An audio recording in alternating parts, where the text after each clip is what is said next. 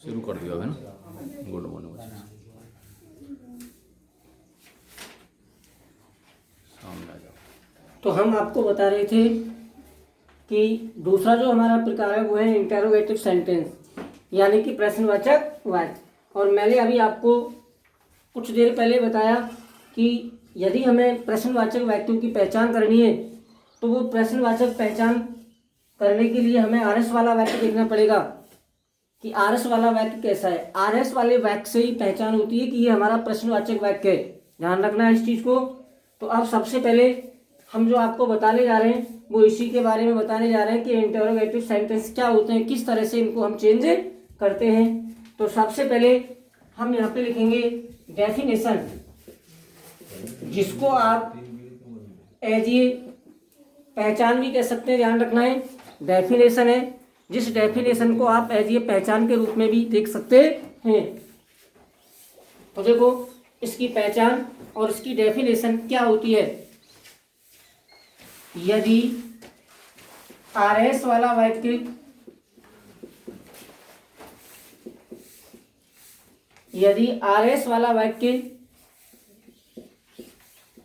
किसी एचवी या WH word, दो शब्द होते हैं हमारे पास। एक होती है एचवी जिसको हम हेल्पिंग वर्ब कहते हैं यानी कि साइक्रिया, और दूसरा होता है WH वर्ड। WH वर्ड यानी कि आपका वाट भी हो सकता है, वैन भी हो सकता है, वेयर भी हो सकता है, कोई भी WH वर्ड हो सकता है। तो एचवी या किसी WH वर्ड से आरंभ होता है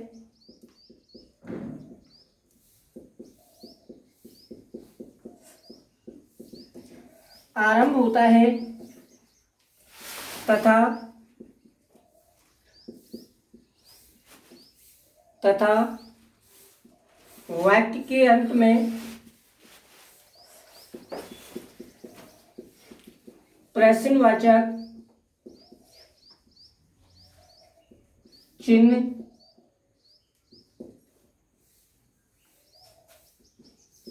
लगा हुआ होता है। तो ऐसे वाक्यों को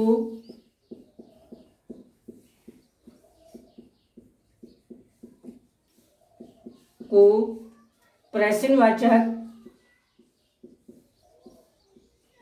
वाक्य कहते हैं। तो इस तरह से आपको जो आरएस वाला वाक्य है वो आरएस वाला वाक्य पहचानना है। एज इसको आप डेफिनेशन के रूप में भी ले सकते हैं कि हमारा जो आरएस वाला वाक्य होता है उस आरएस वाले वाक्य की क्या परिभाषा होती है, प्रश्नवाचक वाक्य की क्या परिभाषा होती है। तो इसमें क्या बताया कि तो तुम्हारा आरएस वाला वाक्य वो या तो किसी एचवी से आरंभ होता है या किसी WH वर्ड से आरंभ होता है, और तुम्हारा जो वाक्य के अंत में आरएस वाला वाक्य होता है उसके अंत में प्रश्नवाचक चिन्ह लगा हुआ होता है। तो ऐसे वाक्यों को हम फिर प्रश्नवाचक वाक्य कहते हैं। तो इस तरह से आपको पहचान करनी है कि ये हमारा प्रश्नवाचक वाक्य है। अब जब हमें पता पड़ गया कि ये हमारा प्रश्नवाचक वाक्य है तो अब ऐसे वाक्यों को हम इनडायरेक्ट स्पीच में किस तरह से बदलते हैं वो देखिए। तो सबसे पहला इसमें जो पॉइंट आएगा नंबर 1 वो आएगा आरबी में परिवर्तन।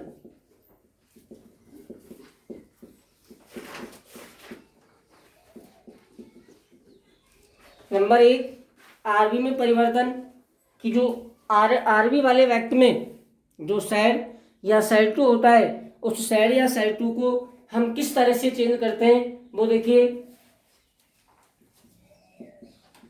यदि आरएस वाला वाक्य प्रश्नवाचक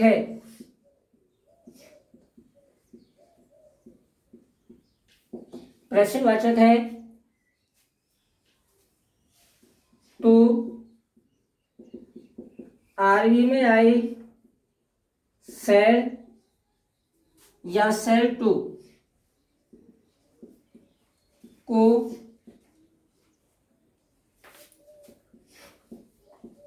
कर्म के होने या ना होने पर भी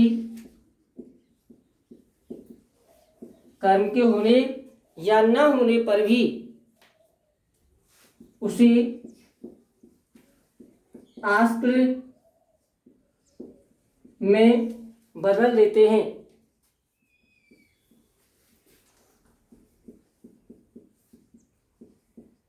तो ये ध्यान रखना है क्या कि यदि हमारा आरएस वाला वाक्य प्रश्नवाचक है तो हम सैड या सैड टू को आस्क में बदलते हैं, चाहे हमारे आरवी वाले वाक्य में सैड या सैड टू के बाद कर्म है या नहीं है।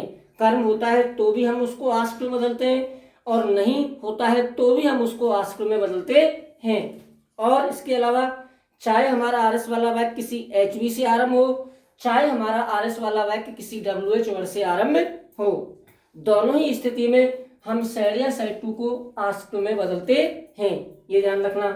अब इसमें दूसरा पॉइंट आता है आरवी एवं आरएस को जोड़ना। अब देखिए किस तरह से हम दोनों वाक्यों को जोड़ते हैं। तो इसमें यह ध्यान रखना है कि जब आरएस वाला वाक्य प्रश्नवाचक होता है और किसी एचवी या डब्ल्यूएच वर्ड से शुरू होता है तो दोनों ही स्थिति में हम दोनों वाक्यों को अलग अलग शब्दों के द्वारा, अलग अलग कनेक्टिव के द्वारा जोड़ते हैं। देखो किस तरह से, यदि आरएस वाला वाक्य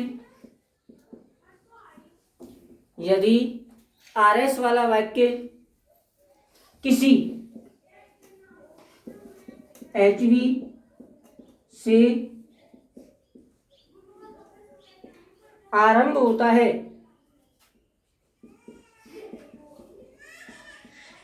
तो दोनों वाक्यों को इफ से जोड़ देते हैं। तो ये ध्यान रखना है। पहली चीज क्या कि यदि हमारा आरएस वाला वाक्य किसी एचवी से आरंभ होता है तो हमें दोनों वाक्यों को इफ से जोड़ना है यदि वह वाक्य किसी सहक्रिया से शुरू होता है। ध्यान रखना है। इसके बाद इसी में है यदि आरएस वाला वाक्य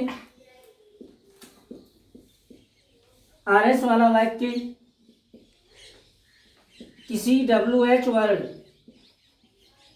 ध्यान रखना है, यदि तुम्हारा आरएस वाला वाक्य किसी डब्ल्यूएच वर्ड से आरंभ होता है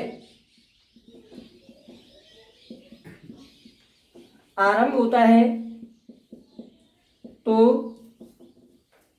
दोनों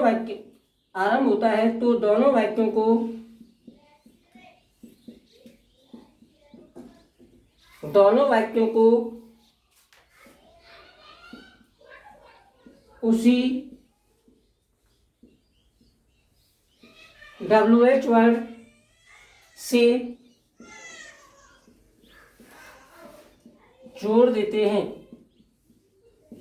तो इस तरह से आपको कलेक्टिव का प्रयोग करना है क्या कि यदि तुम्हारा वाक्य किसी एचवी से आरंभ होता है आरएस वाला वाक्य तो फिर हमें दोनों वाक्यों को इफ से जोड़ना है, और यदि हमारा वाक्य किसी डब्ल्यूएच वर्ड से आरंभ होता है तो हमें दोनों वाक्यों को फिर उसी डब्ल्यूएच वर्ड से जोड़ना है जिस डब्ल्यूएच वर्ड से हमारा जो आरएस वाला वाक्य है वो शुरू होता है। तो इस तरह से हम कलेक्टिव का प्रयोग करते हैं। अब जस्ट 1 मिनट के लिए आप थोड़ा सा इसको नोट करेंगे सभी। तो इस तरह से हमारा आरवी में परिवर्तन हो गया और किस तरह से हम दोनों वाक्यों को जोड़ते हैं वो भी हो गया।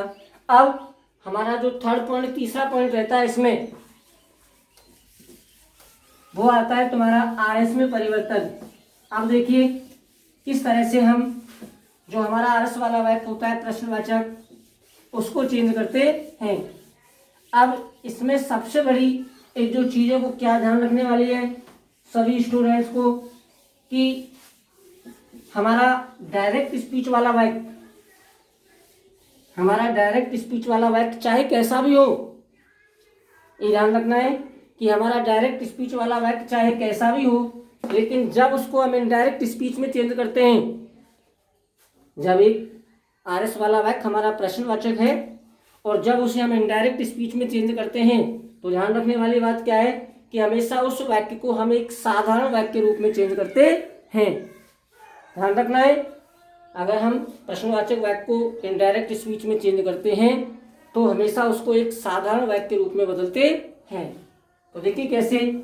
तो तीसरा आता है आरएस में परिवर्तन।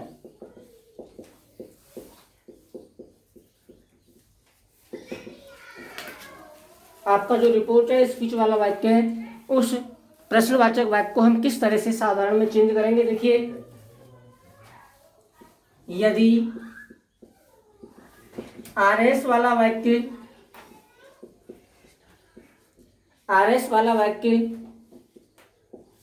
प्रश्नवाचक है तो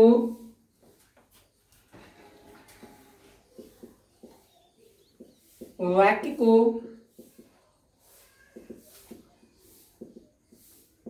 इनडायरेक्ट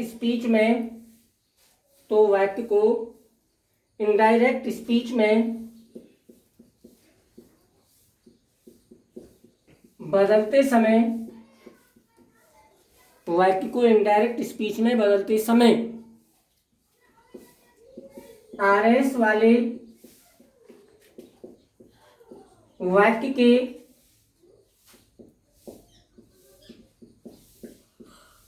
आरंभ में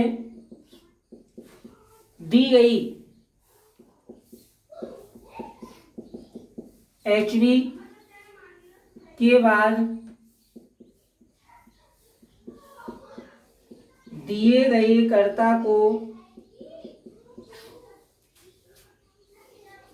पहले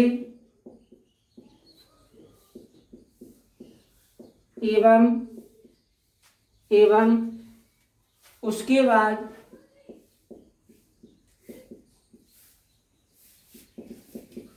एचवी को लिखा जाता है।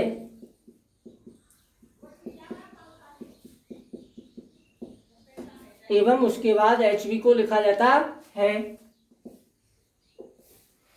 तथा वाक्य के अंत में लगे हुए प्रश्नवाचक चिन्ह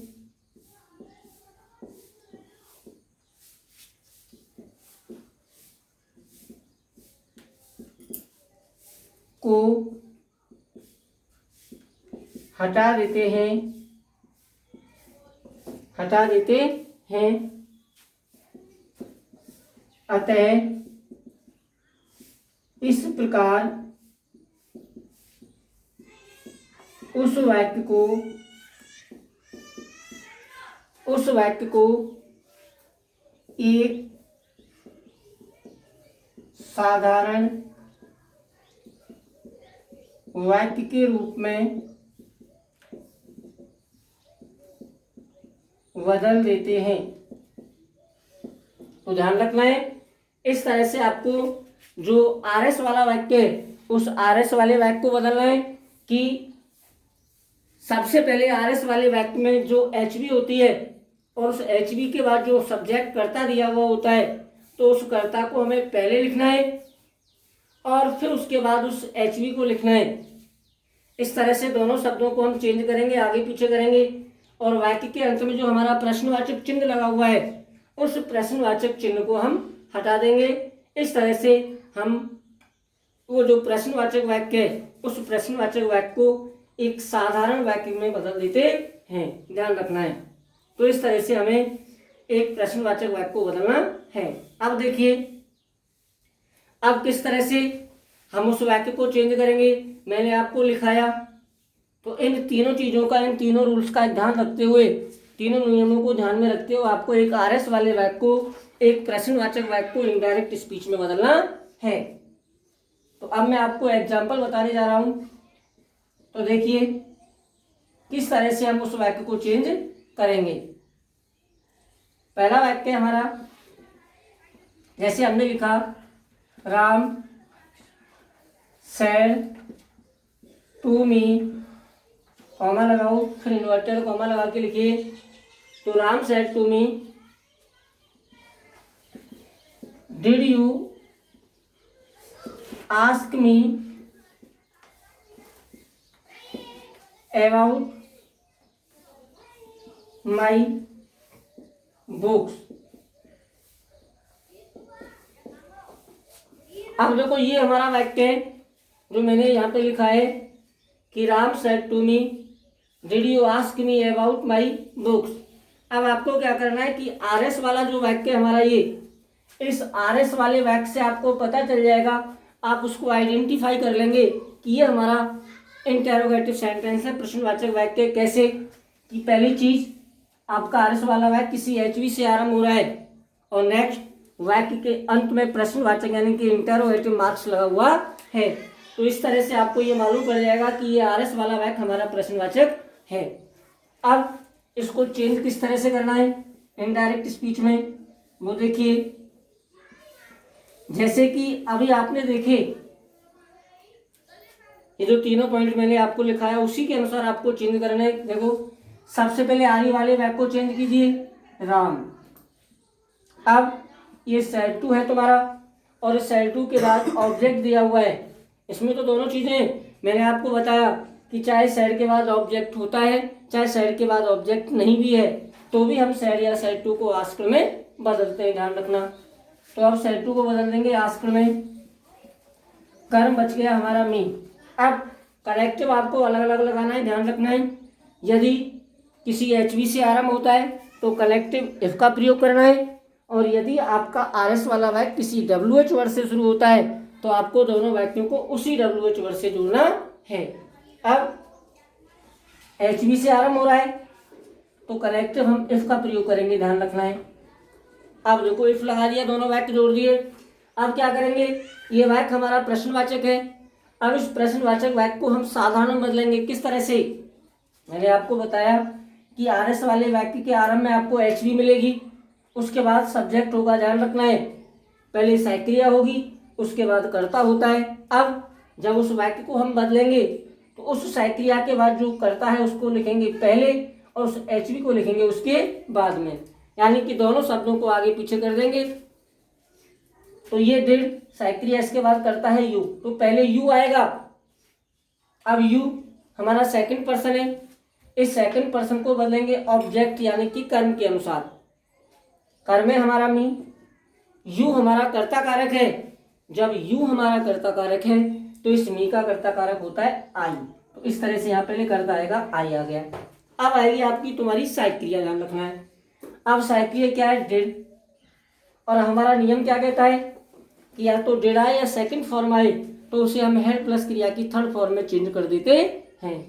तो इस डिड को हटाएंगे और क्या लिखेंगे, है। और क्रिया की थर्ड फॉर्म क्रिया है आस्क, तो इसकी हो जाएगी आस्क। इस तरह से आपको चेंज करना है। अब बच गया मी। मी हमारा फर्स्ट पर्सन है, इसको बदलेंगे कर्ता सब्जेक्ट के अनुसार। कर्ता है हमारा राम, राम को मानते हैं अपन लोग ही, क्योंकि एक वचन पुल्लिंग में है इसलिए ही माना। अब मी को बदलेंगे ही से। मी हमारा ऑब्जेक्टिव यानी कि कर्म कारक है, तो ही का कर्म कारक होता है हिम। क्या बच गया, अबाउट। अब माई आ गया, वही माई फर्स्ट पर्सन है क्योंकि आई का पॉसेसिव यानी कि संबंध कारक है, तो इस फर्स्ट पर्सन को भी इस राम के अनुसार, ही के अनुसार। माई हमारा संबंध कारक है तो इस ही का संबंध कारक क्या होगा, हिज। और क्या बच गया, बुक्स। और प्रश्नवाचक जो चिन्ह है उस प्रश्नवाचक चिन्ह को हम हटा देंगे। इस तरह से आपको इस वाक्य को एक साधारण वाक्य के रूप में बदलना है। तो इस तरह से मैंने आपको एक एग्जाम्पल बताया, दोबारा से फिर समझ लो इसको। राम सेड टू को बदला आस्क्ड में, कर्म आ गया मी, सहायक क्रिया से वाक्य शुरू हो रहा है तो कनेक्टिव लगा दिया इफ। अब इस वाक्य को चेंज किया, प्रश्नवाचक है, बदलेंगे साधारण में। शुरू में एचवी है, उसके बाद सब्जेक्ट है, पहले सब्जेक्ट को लिखेंगे फिर एचवी को लिखेंगे। सब्जेक्ट हमारा क्या आया बदलने पर, आई। फिर डिड को लिखेंगे, डिड को बदल दिया हेड प्लस क्रिया की थर्ड फॉर्म में। मी को बदला कर्ता से तो आया हिम। अबाउट इस माई को ही बदला कर्ता से, फर्स्ट पर्सन है तो आया हिज। और बुक्स। इस तरह से ये वाक्य है। एक एग्जाम्पल और देखेंगे इसके साथ, इसमें दूसरा, the teacher said to the students, the teacher said to the students, what are you doing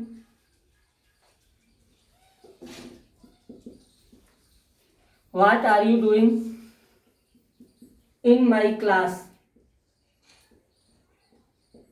देखो ये वाक्य है आपका, the teacher said to the students what are you doing in my class.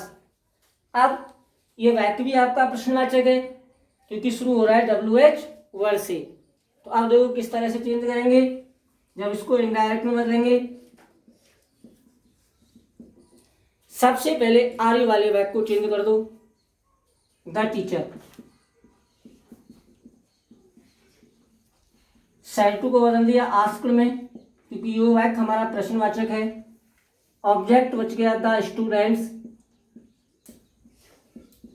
अब देखो कनेक्टिव, जब हमारा वाक्य HV से आरंभ हुआ तो हमने कनेक्टिव लगाया इफ, लेकिन अब हमारा जो वाक्य वो शुरू हो रहा है WH वर्ड से, और जब हमारा वाक्य किसी WH वर्ड से आरंभ होता है तो हम दोनों वाक्यों को उसी WH वर्ड से जोड़ते जिससे RS वाला वाक्य शुरू होता है। तो अब वाट, इस वाट को बना देंगे कनेक्टिव, ध्यान रखना है।